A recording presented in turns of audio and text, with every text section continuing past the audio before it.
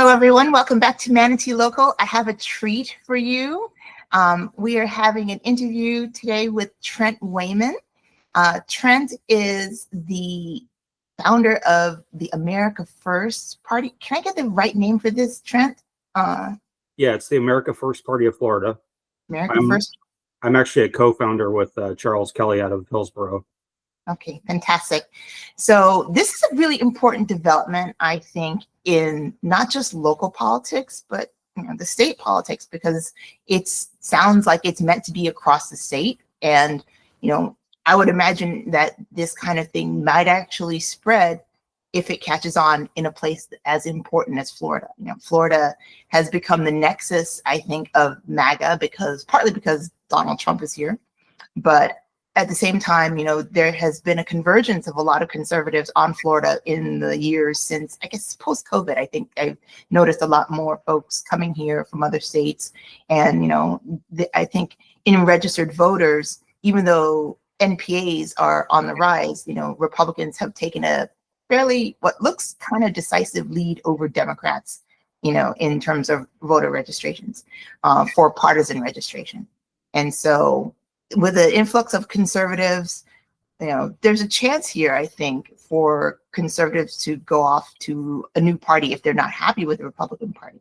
And so I just want to give Trent a chance to explain what it is, how it came about, and for people to understand it a little bit more. So Trent, I'm just going to let you give a nice intro and just talk about your party and let us know what's going on. Okay, so my name is Trent Wayman. Thanks for having me, Charlene. The America First Party of Florida was founded in June of this year, 2025.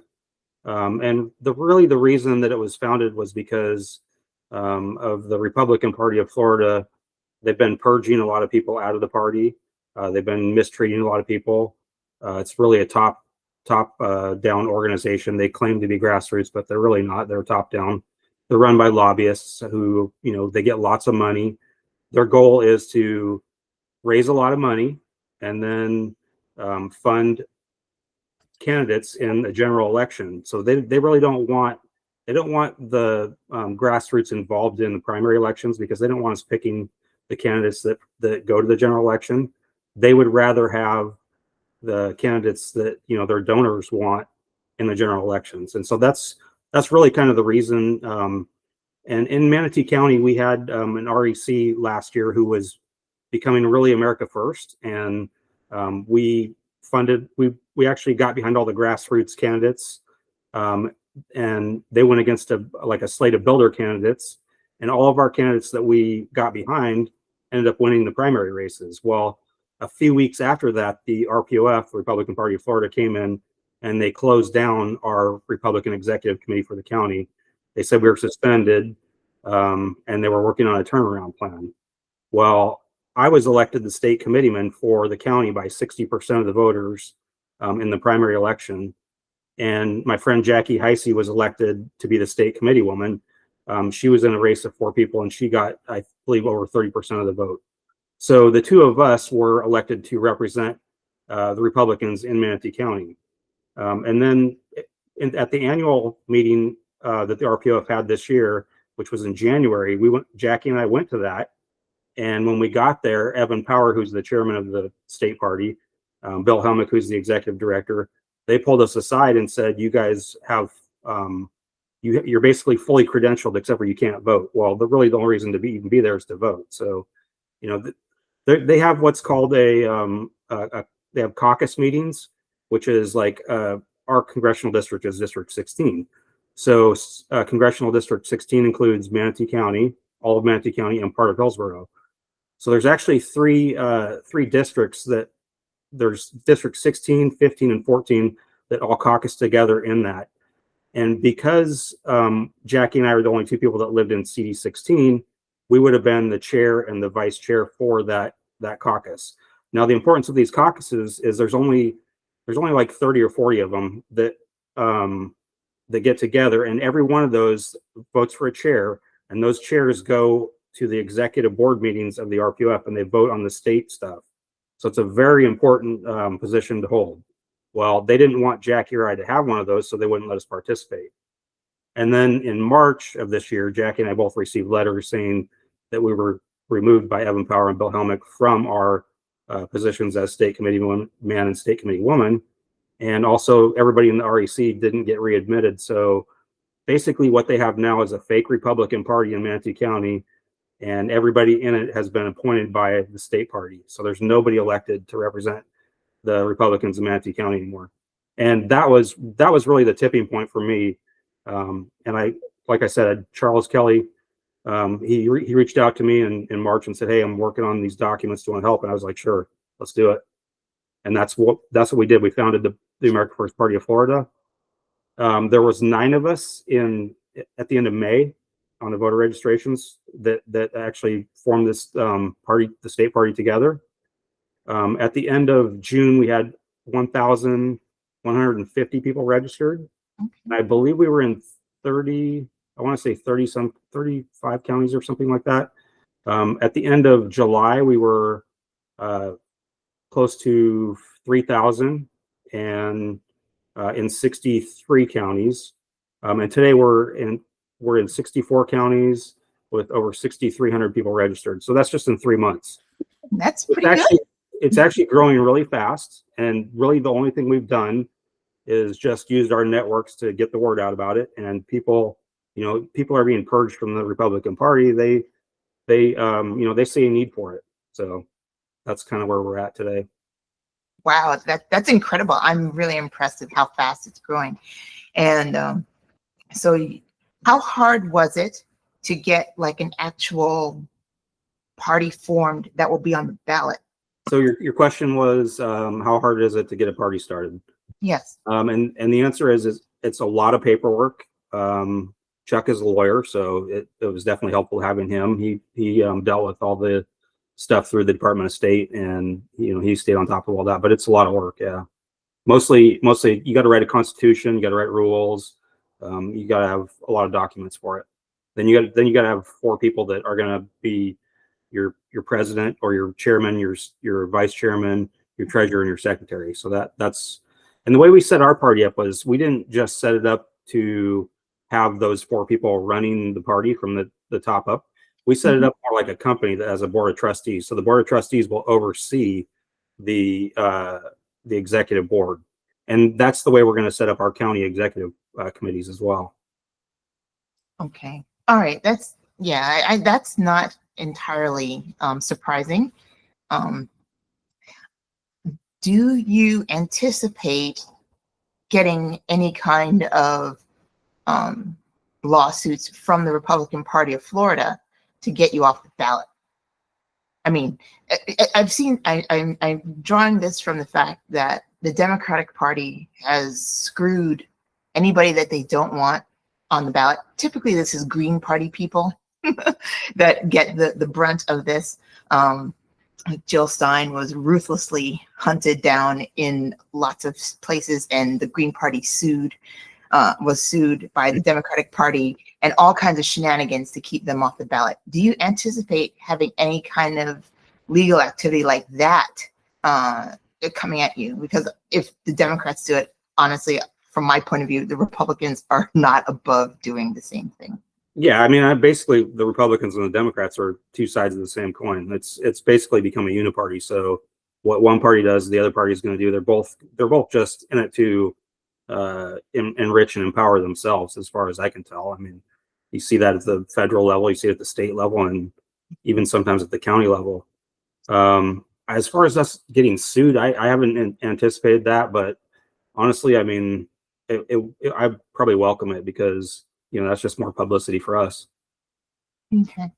Yeah. I mean, I think what they're typically going to do is not necessarily sue you for your existence, but they're going to do things like sue to get you off the ballot, because they'll try to invalidate the petitions that you've brought in. So you're going to have to really overperform in order to get people on the ballot, and they'll challenge your petitions. That's typically what they tend to do. Even if the supervisor of elections certifies it, they'll sue so that it forces the supervisor of elections to go through it again, and then you're going to have to basically overperform to meet the standard and stay on the ballot. That's been the Democratic playbook against the Green Party. So just anticipate that's what you're going to have.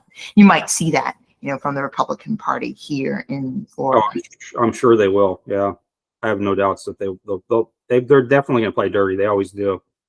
I mean, just like, so, going back to last year in the primary elections, when in our executive committee, our chairwoman was running for a county commissioner seat.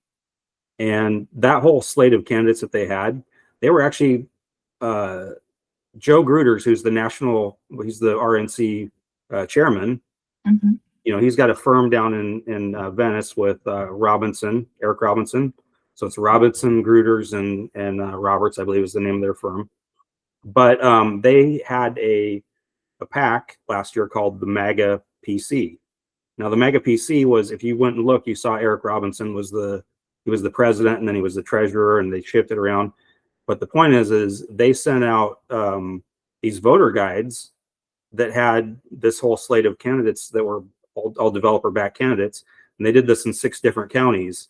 And all of those, it had Trump's picture, it had DeSantis's picture, and it said these people are endorsed by Trump and DeSantis. Basically, was what they were kind of insinuating with the voter guide. They mailed these out to a lot of voters.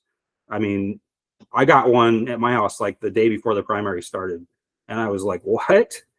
And so I looked at it and I was like, it said it had the Republican Party of Florida, their logo, their name. It had the Manatee GOP logo and their name on it. And if you read the rules and laws, it says that you can't use those unless you get permission from the state chairman, which would be Evan Power. So I sent a letter to Evan Power and Bill Helmick saying, hey, did you guys authorize this? This is, you come after us for using the word Republican in our name, but these people are sending out these fake voter guides to 6 different counties, and they're, we're talking about the guy that's the national committeeman and now the national chairman. So I have no qualms that they're going to use dirty tactics. Okay, what did Evan Power say to that? That did they say it was authorized or unauthorized? No, they didn't even respond. They didn't respond. I sent them a follow-up letter like 3 or 4 weeks later, and they said, well, we made them remove the logo or something, but the name was still on there. So it was like, it was BS. I know it was under the table. So yeah. I'm sure it was just like, Evan called up Joe and said, hey, Joe, you got to take this off because, we got people that are seeing it now, or they're calling us out or whatever. It's possible. I mean, we can't say for sure. Obviously, you can only speculate as to what could have happened. Right. So, all right. My biggest question here is, why did you decide to go the route of a brand new party instead of using one of the existing right-wing parties? Because there are several of them. The Constitution Party is a right-wing party. The Independent Party is actually a right-wing party, even though it has the name Independent, and it confuses a lot of people. When they really meant to be NPA, they might register Independent, but it's actually more of a right-leaning party. And then of course the Libertarian Party. Why didn't you choose one of those? Because I guess the Libertarians, they also have very significant ballot access and more legitimacy as a party than for the third parties. Yeah, I mean, there were a lot of reasons for that, because so we have a strategy that we're going to implement, and we don't want to well, first of all, we wanted to create our own rules and our own constitution. We wanted to be, we want it to be grassroots. We wanted to try to make it as hard as possible for for people to take it over that were, corrupt or whatever.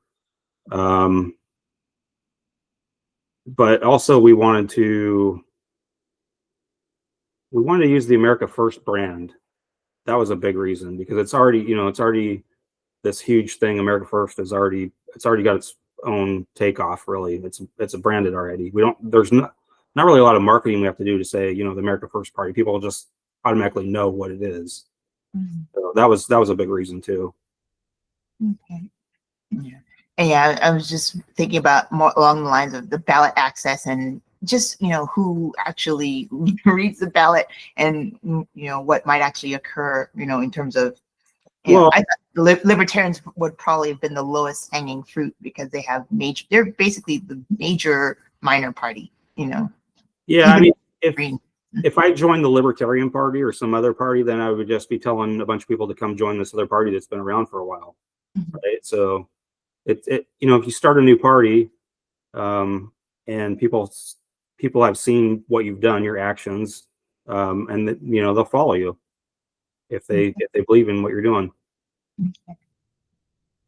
How many candidates do you have lined up? So right now we have a couple of candidates that were, like I said, we have a strategy that we're using. So we have a couple of candidates that are possible candidates. Nobody is for sure, because there's this 365-day rule. You have to be in a party for 365 days before you can run on that platform. And so we got our party formed like just maybe a week before let's say it was June 5th or whatever. I think it was somewhere around there. But the registration period for new candidates next year will be June 10th or something. So really, we just came in under the radar. So people that were originally, like the original 9 people, any of those people could run as a candidate for sure. But then even if they're not 365 days, we're kind of questioning, like, how can you have a new party and tell people they can't run, if the party hasn't been around for 365 days? So we're thinking that maybe that only the party would have standing to, that law or that rule was probably created to protect the parties. So we would have standing to say, if someone came in and tried to infiltrate us and didn't have 365 days. But if we had a candidate that wanted to run, we're thinking that we probably could run them, and we'll probably get sued. And that's where the lawsuit would come in, I think. That's probably the lowest hanging fruit there, that and the petitions, and to invalidate any petitions. Yeah. If you qualify by but the way you don't have to worry about the petition. The way Florida laws are written, they're pretty sloppy. So they leave a lot of, they're very vague at times. So there's a lot of gray area kind of, and a lot of times it has to be litigated through the court. So, that's kind of why that's our fundraising that we do will be for that purpose, to protect our people that run. All right. In Manatee County, how many people do you have set to run for any kind of office?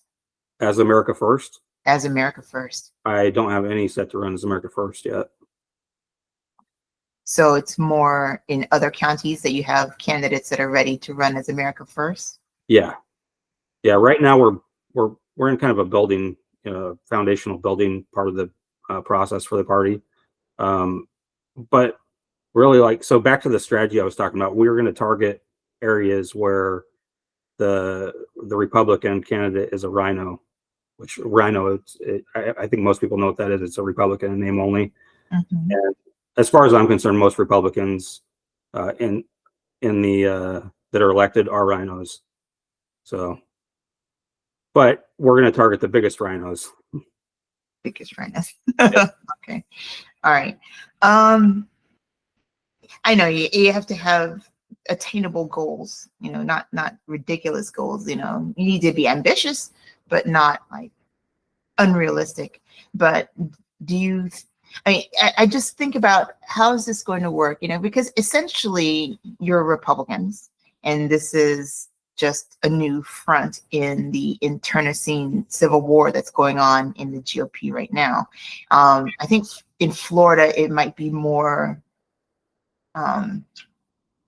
prominent, or maybe that's not the right word, but it's definitely more intense here, I think, than maybe in other states. Would you say that's an accurate description of the dynamics? I wouldn't say that's totally accurate. I would say that Texas and Georgia have major problems with their state parties. In fact, I'm on, I don't know if you're familiar with the application Signal for phones, but I am on some Signal groups with people from around the country, and they're they have the same problems with their GOPs in almost every state. Mhm. It's all based on money and power, and it's top down, and they just don't want grassroots participating. A lot of this, I think, stems from after the 2020 election. I don't know if you know who Steve Bannon is, but he created this show called War Room. Mhm. A lot of conservatives that watched that, they were told to go into their county parties and get involved. Well, the establishment people that were there didn't like that. They didn't want all these new people coming in and running the party. So that's really been the war, is the new MAGA crowd versus the establishment, kind of Republicans. Interesting. Wow.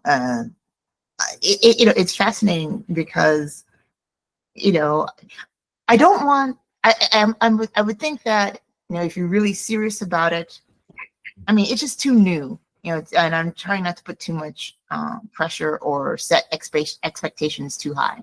I'm just remembering like Andrew Yang, and he did this silly no labels thing, which, to me, I thought it was a fairly redundant, centrist kind of thing that, it's basically the embodiment of the uniparty.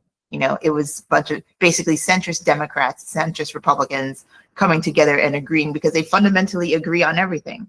They might have some rhetorical differences on social issues, but on economics and everything, that's where they fundamentally agree. On economics, on war, there's really no difference, not a dime's worth of difference between the two. And I don't expect, when you making a new party, that you're just basically going to be some auxiliary of, the uniparty again.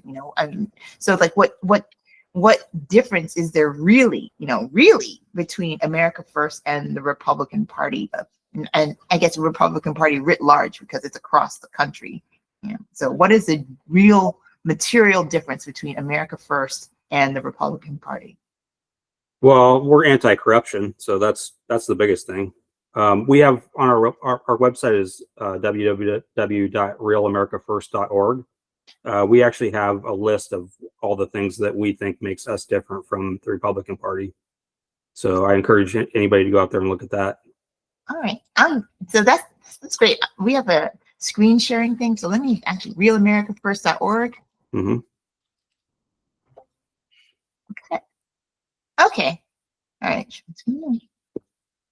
Okay. So this is the America First Party of Florida. Okay, there it is. Nice logo. All right. Let's make this bigger.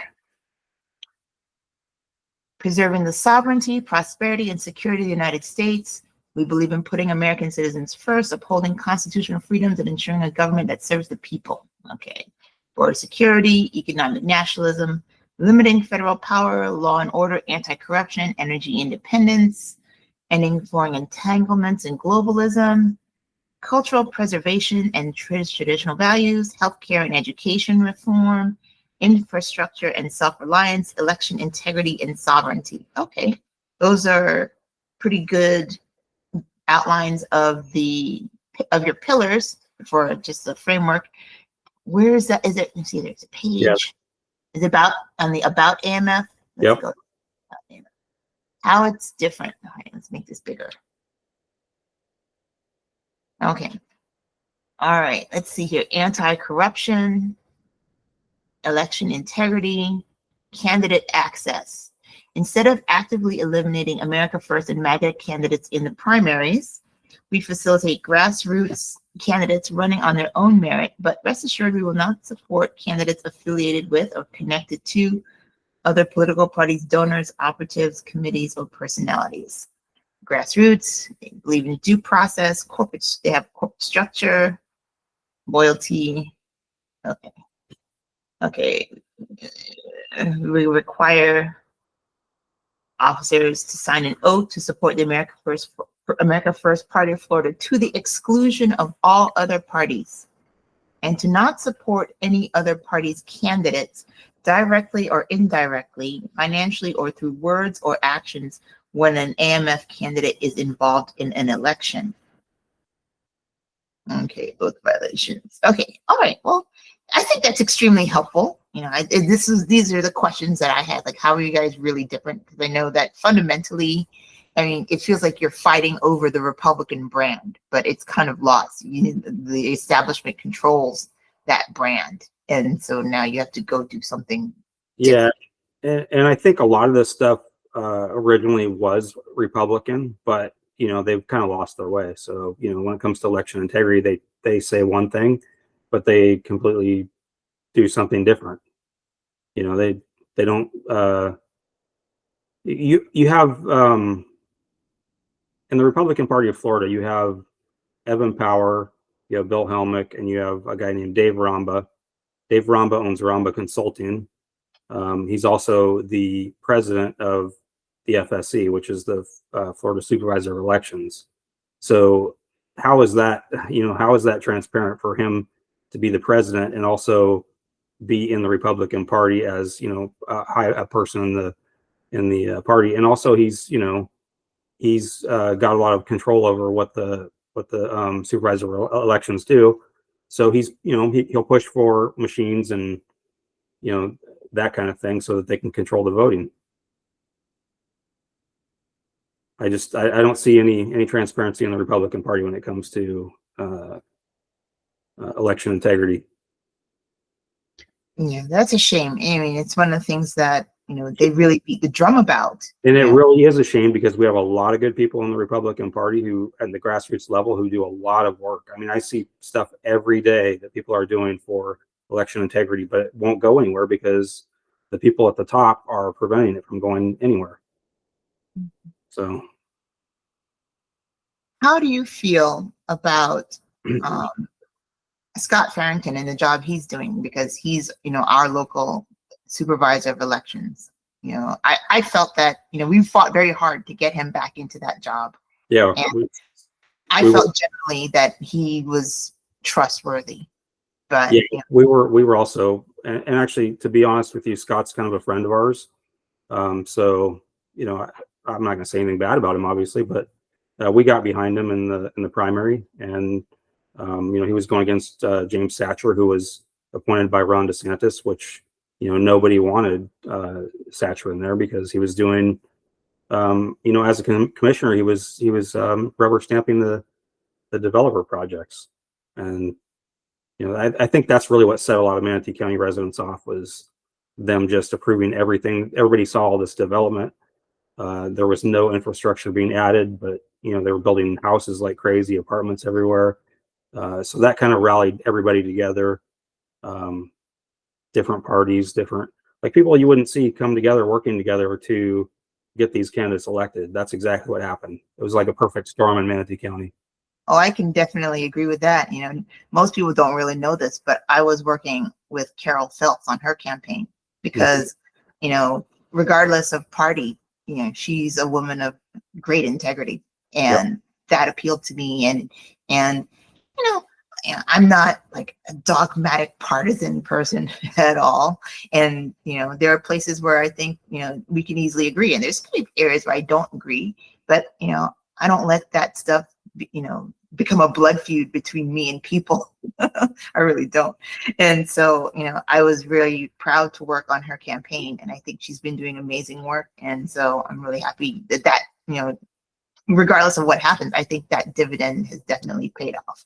Yeah. So basically what we did, so my wife and I had, she was the president and I was the vice president of the Manatee County Republican Assembly Group.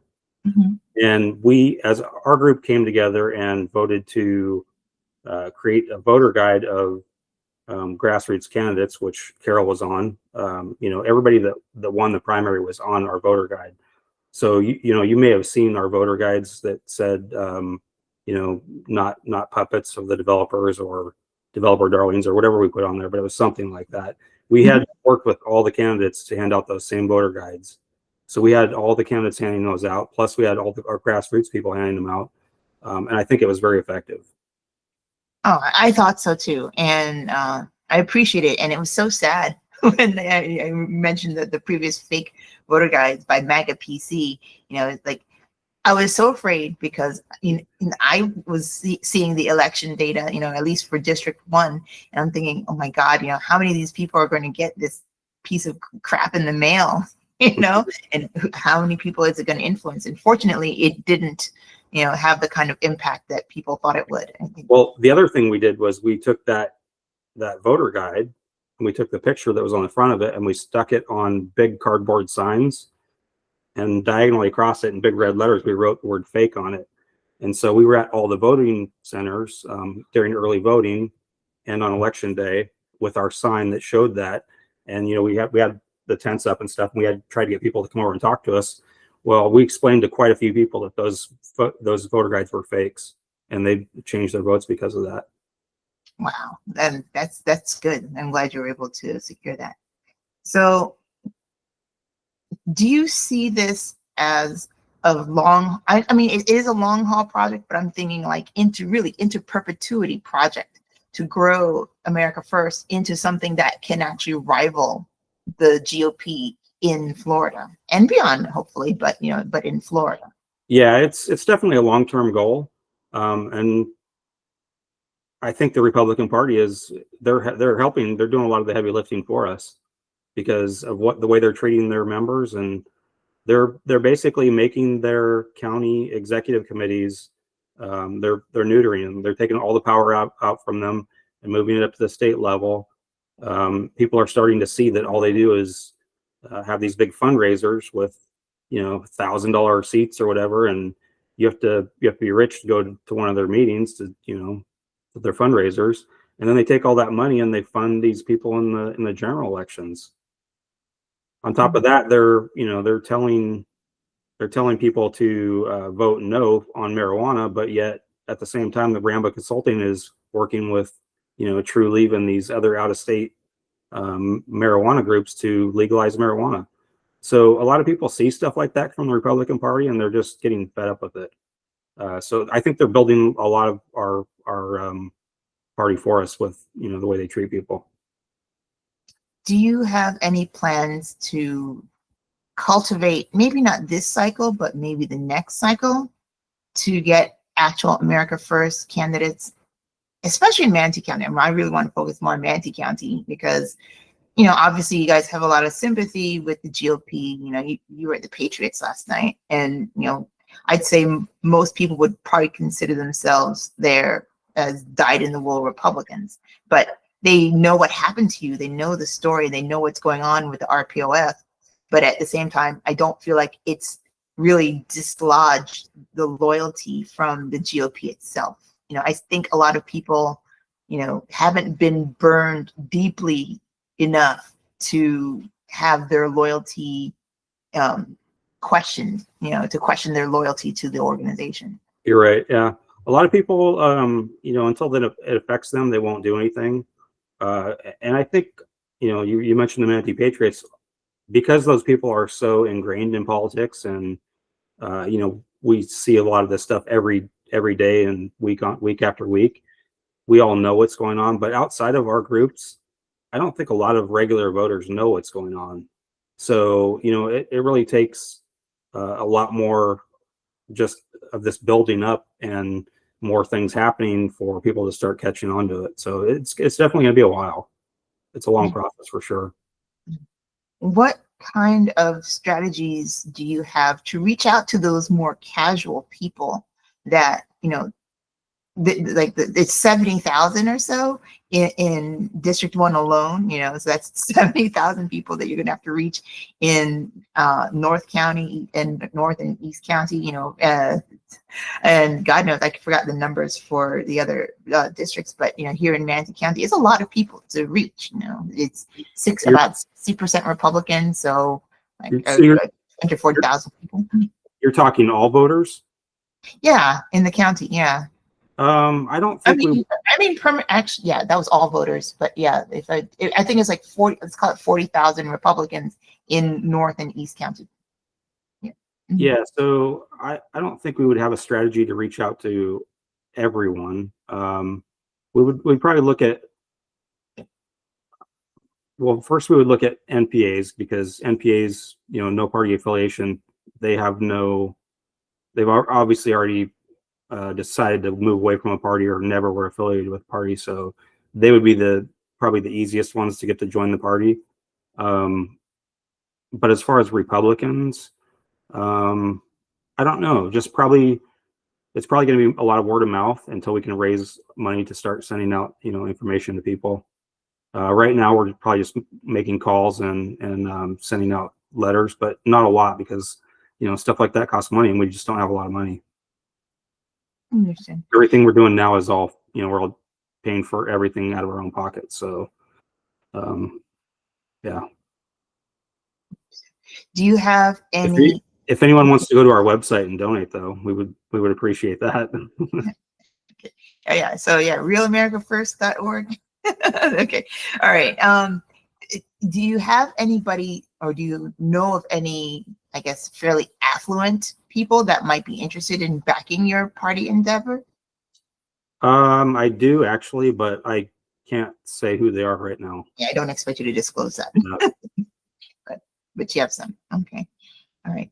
All right. So not this cycle in Manatee County, but maybe next cycle. That would be the majority, districts 1, 3, 5, and 7 in the next cycle, because 2026. So you're looking at 2028 being ready, really ready to take on anybody in there. Would you be willing to run against some of the incumbents that are going to be up in that cycle now? Me personally?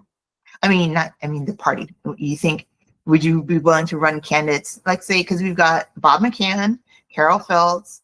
I don't think, George says he wasn't going to run again, but if he decided to run again, he would be the incumbent for District 7, and Tal Siddiq.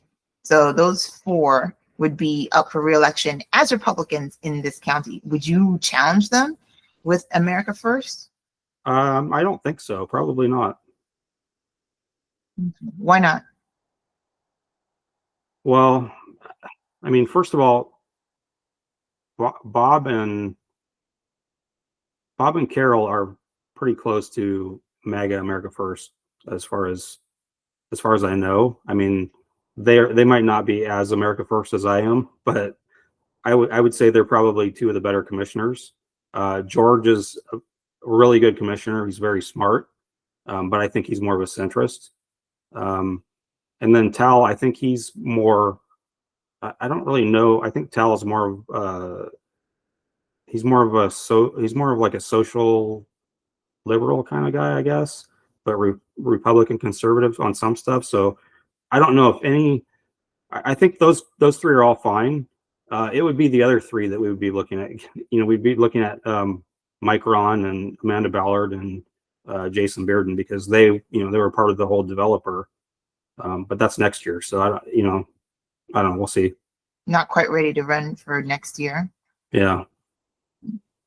Okay. All right. It's just a shame because I wanted to see more activity, although there has been a spate of new entrants into the District 6 race. It's like, what, 4 or 5 people running now? And Jason Bearden hasn't even entered the ballot yet. Yeah, so. Yeah, I think he's been telling people that he is going to run, and then he's been telling people he's not going to run. So who knows what he's going to do? Unpredictable. He likes to be unpredictable, I think. I think he's got a problem with a lot of the grassroots people. They won't support him because of the stuff that everybody that got behind him in 2022 to help him get elected, they were disappointed in him because right away they saw him voting for all this developer stuff that nobody wanted. And then after all of our grassroots candidates won, he immediately flipped back over and started voting with them. So, it doesn't seem like the kind of guy that you would want, back. Yeah. I mean, I don't claim to be a mind reader, but let's do a interesting exercise. Let's say Jason Bearden came to you and said, I want to run as America First. I was under a lot of pressure as a freshman commissioner, and the conditions were not good for me to stand up and do what in my heart I knew was right, but you know, maybe I was threatened or whatever. He could, and I really believe in the stuff that you believe in, because he might have problems getting out of the Republican primary, you know, depending on, you know, who else shows up for it. And if he says, I wanted to run America First because, you know, you guys are the real deal, would you consider it? Well, here's the thing. It's not up to me. It's not up to me, and it's not up to anybody in the state party. It's really, it would be the county executive committee, which hasn't even been formed yet, but he would have to go through them. They would have to vote on it, you know, so it would be a grassroots decision. Okay. All right, fair enough. All right, what else do you think people should know about America First of Florida, America First Party of Florida? What else should we know? I think people should know that we're growing fast. We definitely are looking for more leaders to help us expand our party and to help us grow, you know, in a more a stronger way, I guess. So reach out to me if you want to join. Okay. Thank you. Also, people can just go to the supervisor election website, or they can go to the Florida Division of Elections, and you can change your voter registration right now. It will take you like 2 minutes, maybe not even that. Probably take you 2 minutes to find it and about 30 seconds to change it, but you can change it. And if your reason for not changing it is because you want to vote in the Republican primary, I disagree with that. But if you want to vote in the Republican primary, you can change to America First now, and you can change back to Republican in July. In time to vote for the primary, and then after the primary you can change back to America First. So really there's no reason not to leave the Republican Party. I understand that. Okay, great. Well, thank you, Trent. I really appreciate you taking the time to explain the history behind the America First Party and kind of giving us some insight into where things are going to go. And I really appreciate it so much. It was very enlightening. And thanks everyone for watching. I hope you watched for the whole thing. And like and subscribe, share this, really share this so that people could understand what's going on with the America First Party, and we can make informed decisions, because an informed electorate is the best electorate for our democracy. Thanks, and I'll see you again. Thanks, Charlene.